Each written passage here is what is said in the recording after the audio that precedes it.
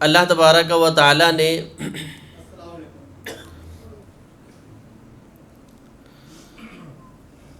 ہر شخص کو اس کا حق جو ہے عطا کیا ہے اور اس کی معرفت قرآن و سنت کے ذریعے لوگوں تک پہنچا دی ہے۔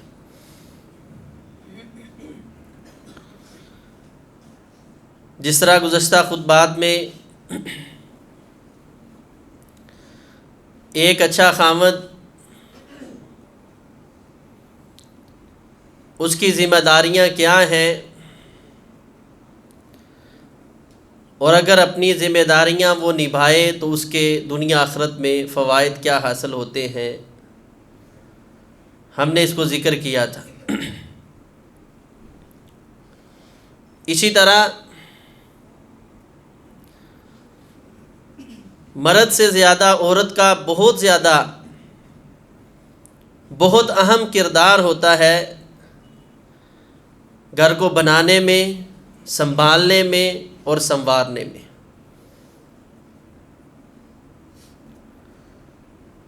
عموماً لوگ یہ لفظ استعمال کرتے ہیں کہ ایک عورت ہی ہے جو گھر کو بنا لیتی ہے اور عورت ہی ہے جو گھر کو اجاڑ دیتی ہے، اور یہی معنی حدیث کے اندر بھی موجود ہے۔ رسول اللہ صلی اللہ علیہ وسلم نے ارشاد فرمایا، صحیح البخاری کی روایت ہے، آپ نے فرمایا ان کان الشوم فی شیء،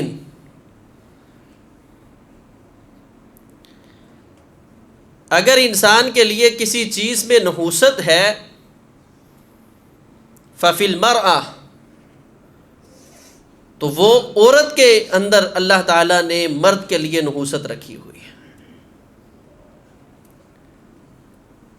اپنے حقوق کا خیال نہ کرنے والی، اپنے ذمہ داریوں کو نہ سمجھنے والی، اللہ نہ کرے بد کردار، بد اخلاق، بد مزاج عورت مل جائے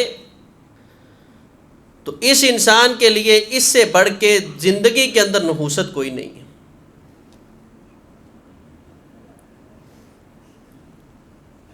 اور نبی علیہ الصلاۃ والسلام نے فرمایا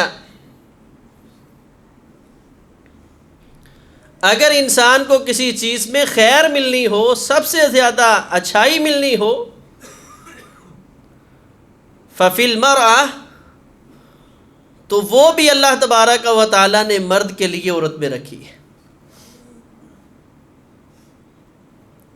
اسی لیے نبی علیہ السلام نے فرمایا کل الدنیا متاع، یہ ساری دنیا ایک متاع ہے، سامان ہے،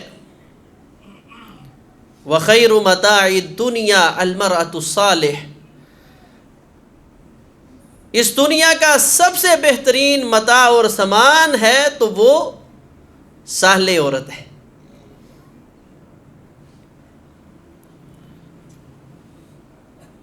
اچھی بیوی، صالح بیوی، اور تمہیداً میں اشارتاً بات عرض کر دوں، بہت زیادہ نوافل پڑھنے والی عورت صالح نہیں ہے، یہ بات ذہن میں رکھنا۔ بہت نفلی روزے رکھنے والی عورت یہ کوئی صالح نہیں ہے، نفلی صدقہ و خیرات کرنے والی عورت یہ کوئی صالح نہیں ہے، بلکہ عورت فرائض کی ادائیگی کے بعد اپنے گھر کو، اپنے خامد کو، اپنے بچوں کو ٹائم دے دے، اللہ اور اس کے رسول کی بارگاہ میں یہ عورت صالح ہے۔ بلکہ میں تو یوں کہا کرتا ہوں، ایک عورت اپنے خامد کے لیے اچھے کپڑے پہنے، میک اپ کرے، خوبصورت بن کے بیٹھے، اس انداز میں اس عورت کو اللہ وہ مقام عطا کریں گے جو تہجد گزار عورت بھی حاصل نہیں کر سکتی۔ میں دلائل کی روشنی میں یہ بات کر رہا ہوں۔ لیکن ہمارا معاشرہ تباہ ہو چکا ہے، جہالت کی انتہا ہو چکی ہے کہ نہ عورت اپنے حقوق ادا کرنے کو تیار ہے اور نہ گھر والے اس کو اس کے حقوق ادا کرنے دیتے۔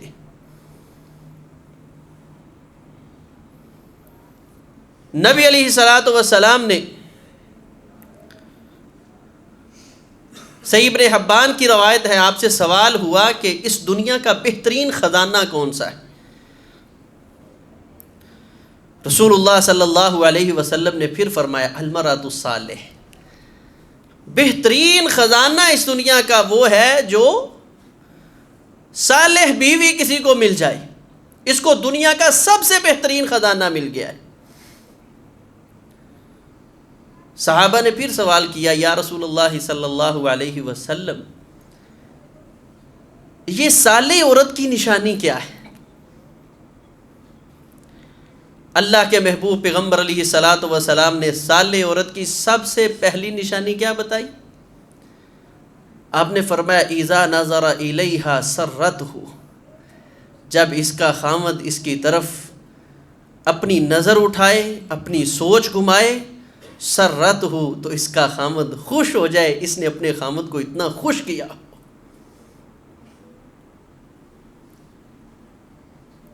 یہ المرأۃ الصالح ہے، یہ دنیا کا سب سے بہترین خزانہ ہے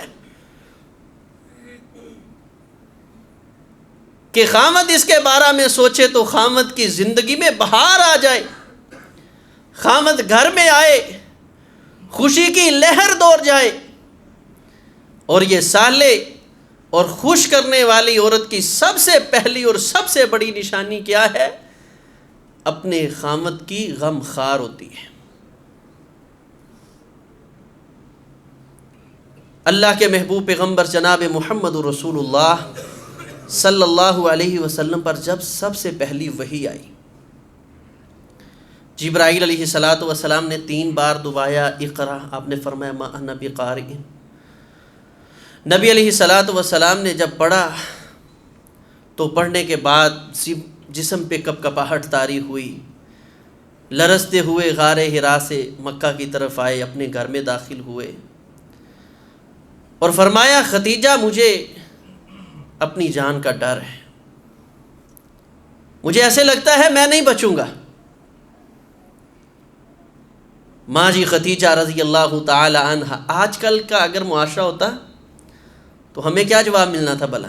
آپ کو پتہ نا، آپ تحنس کرتے تھے، 8 10 15 دن گھر میں نہیں آتے تھے، غار حرا میں اللہ کی عبادت، غور و فکر، قوم کے حالات پر اللہ تعالیٰ سے جستجو، دعائیں، التجائیں کرتے تھے۔ تو اگر ہم 1-2 دن باہر رہ کر گھر جائیں تو کیا ہمیں یہ جواب ملنا تھا؟ کوئی مخفی نہیں ہے ہم سے۔ لیکن میں قربان جاؤں اس مرأۃ الصالحہ سے، سب سے پہلے فرمایا کلا واللہ، آپ کیسی باتیں کر رہے ہیں، ہرگز نہیں، ایسا کچھ نہیں ہے، واللہ، اللہ کی قسم، لا یخزیک اللہ ابدا، میں آپ کی بیوی آپ کو گواہی دیتی ہوں، اللہ آپ کو کبھی رسوا نہیں کریں گے، اللہ کبھی آپ کو تنہا نہیں چھوڑیں گے، آپ میرے خاوند تو ہے ہی، اللہ نے آپ میں بڑی صفات رکھی ہیں، انک لتصل الرحم۔ رسول اللہ صلی اللہ علیہ وسلم نے فرمایا یہ الفاظ سننے کے بعد میرے جو جان پر جتنا غم تھا، جتنا خوف تھا، جتنا خطرہ تھا، سارے کا سارا ختم ہو گیا۔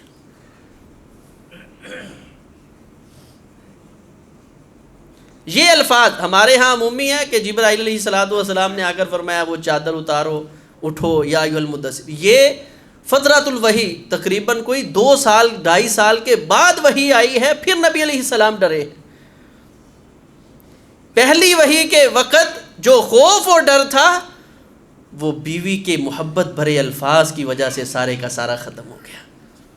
یہ ہے اذا نظر الیہا سرتہ، جب خامد اس کی طرف نظر اٹھائے، سوچ فکر کرے، انسان کے دل و دماغ میں خوشی کی لہر دوڑ جائے، اللہ نے مجھے متاع المرأۃ الصالح خیر متاع الدنیا جو ہے وہ عطا کر دیا ہے، اس دنیا کا سب سے بہترین سامان میرے رب نے مجھے عطا کر دیا ہے۔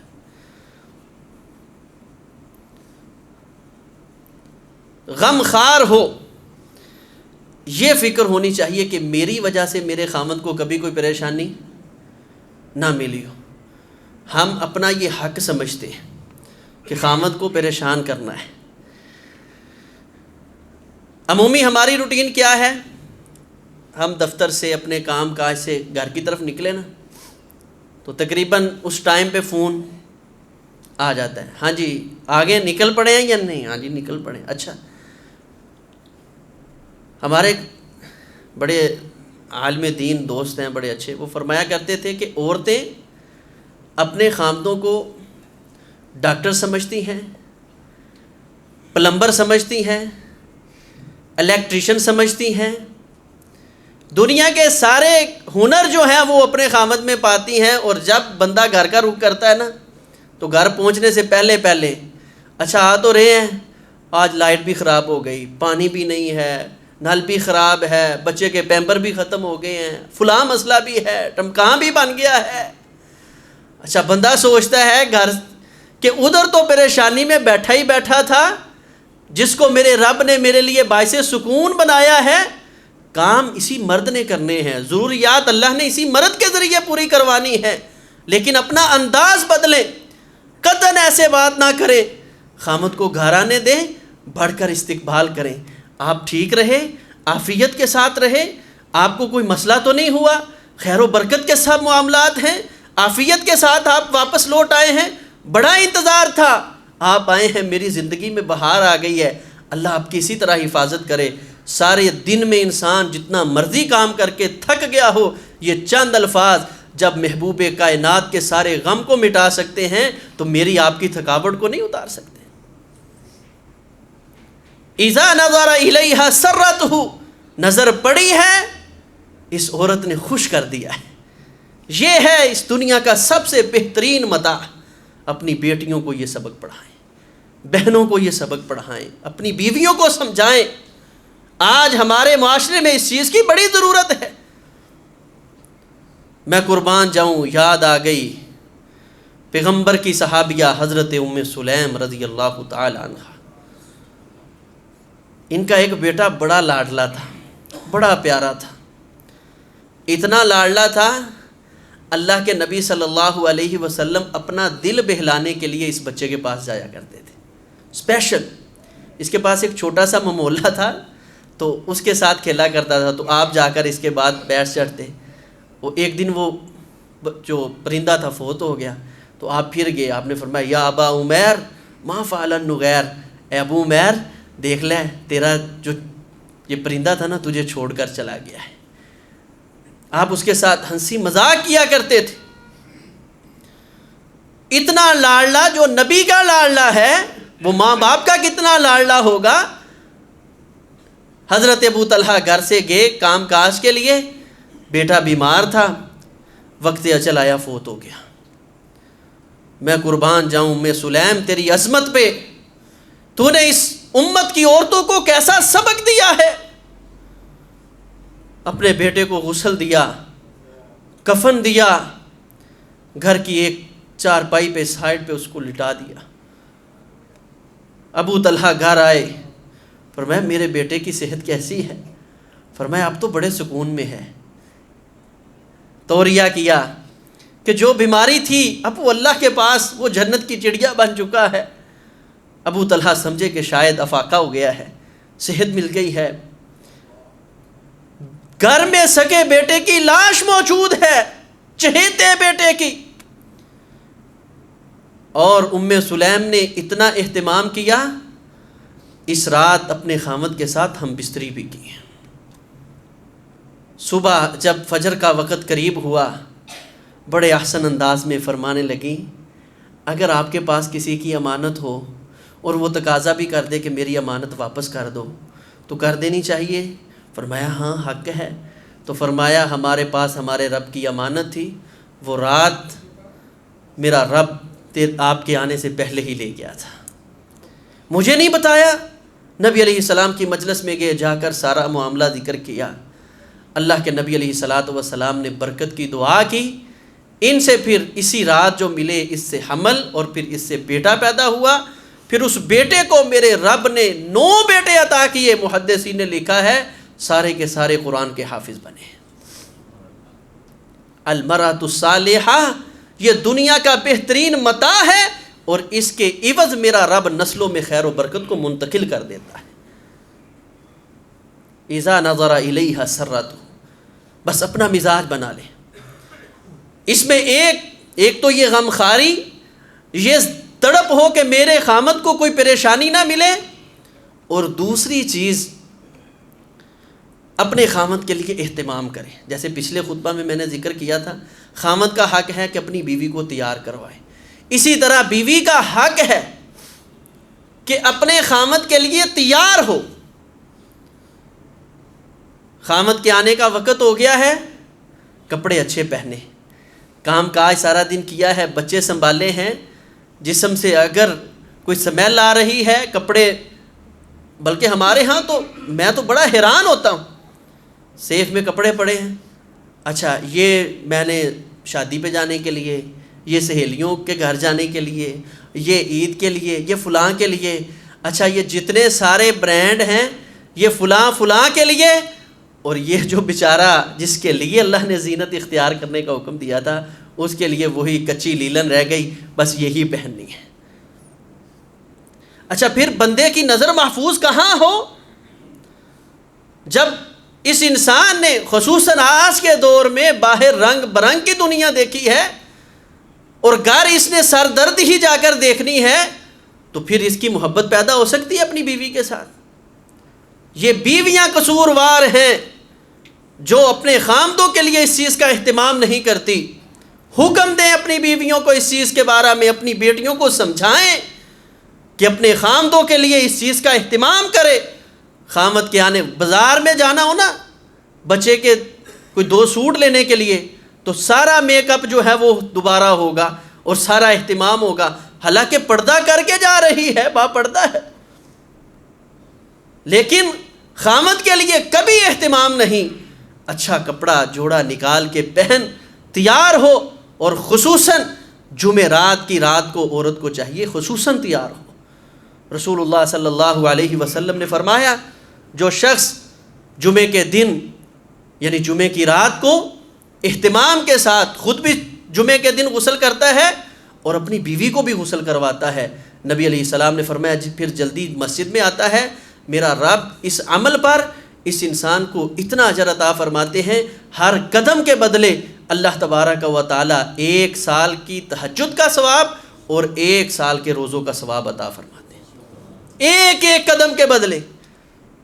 تو جب وہی سر دردی شروع ہے، کیا پتہ آج کیا دن ہے، کیا اہتمام ہے، اپنی بیویوں کو حکم کرے اس چیز کے بارے میں، یہ شرعی حکم ہے، زینت اختیار کرے اپنے خامد کے لیے، بن سنور کے رہے۔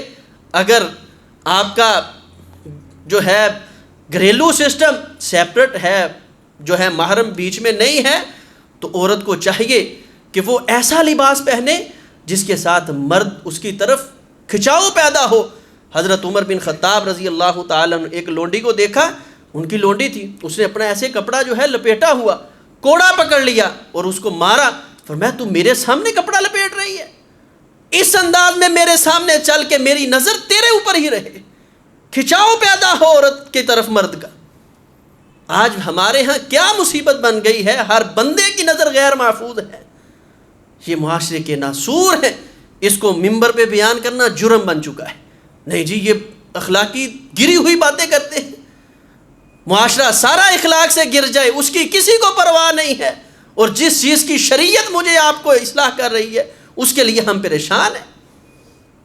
سمجھائیں اپنے گھر میں، تربیتی کلاسز کریں یہ کہ یہ حق ہے، مائیں اپنی بیٹیوں کو سمجھائیں۔ میں دیکھتا ہوں کہ کس طرح خامد کسی اور کی طرف منہ اٹھاتا ہے، کس طرح یہ جو ہے کسی اور کی طرف رخ کرتا ہے۔